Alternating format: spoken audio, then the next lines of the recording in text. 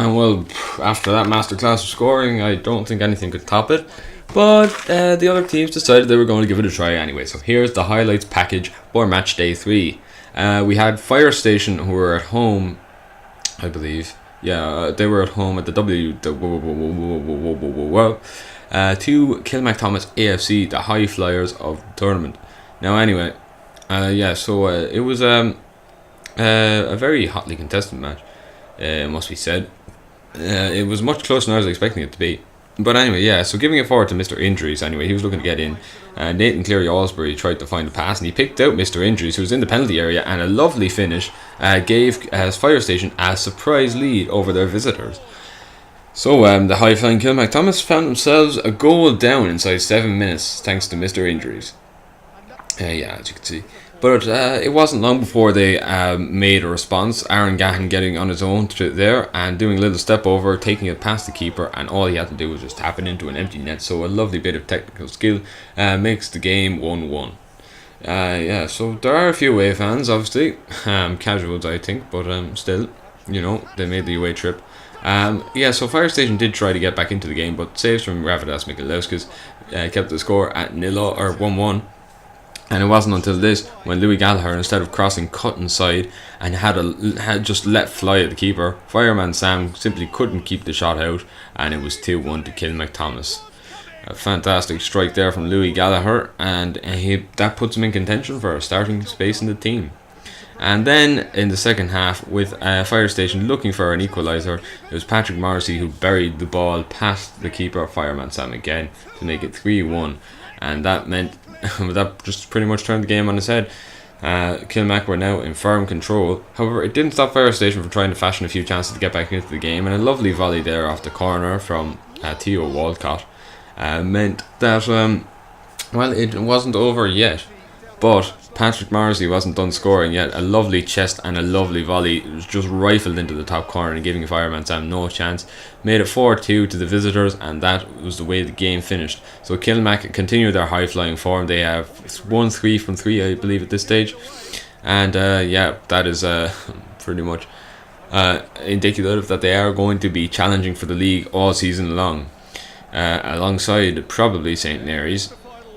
And, the team we have to see next, I believe, which is Kiersey United. So how did they do? The other early league challengers... did they play already? Oh, no, sorry, they have a bye this week. Okay, yeah.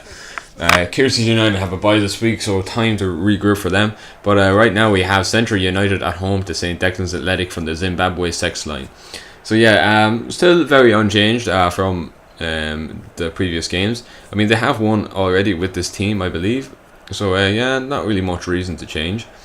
So it's the printer, Mr. Kerwin, and all of them on the bench, not really getting a chance because the line out for St. Declan's is also unchanged. So it was a very attacking game from the offset. This header here just barely saved, but then Alice White collected the ball, and Alice just swung it in from a very close range, and Jack Sparrow, the ultimate pirate of the Caribbean, just had a glancing header into the corner past Gemma in the St. Declan's goal. But this chance here was possibly the best of the half for St. Declan's. Really should have scored there. I think that was Nuala Hartree on the missed chance there. Anyway, Eugene Power had another chance and rifled it off the crossbar. So really it could have been 2-1 to St. Declan's instead of them trailing 1-0. But that's the way of the game, I guess. Anyway, and then Centras came forward again. The keeper, Gemma, came out. And, Mr. McDonald, I'm not sure what he was doing, but Warren Cleary was able to get in behind him and steal the ball and just tap it into an empty net. This didn't deter St. Declan's, though. They did come forward again, and they got a goal. The Brig passing it into an empty net. That, would you believe, is St. Declan's first goal all season. It was a pretty shit tap-in, so... that's a pretty good indication of how things are going at St. Declan's. And that header there almost went in off a St. Declan's player, but a calamity of errors anyway, and it finds its way into the back of the net. His substitute snuck the hog with the goal there. And he wasn't done scoring from corners because he scored again, a tap in this time, but so he capitalises on a lot of mistakes, I suppose you could say. So Snock the Hog gets his double, and that might put him in contention for a starting place. But right now it's 4-1 to Centres United over St. Declan's Athletic. And that's the way it finished. A good win for Centres after that hammering by Kilmac last time out.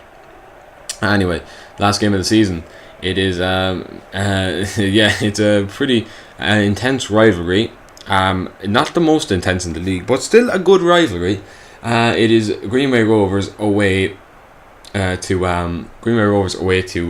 Rainbow Hall FC from the Rainbow Hall this time. So a hostile atmosphere awaits those Greenway Rovers players.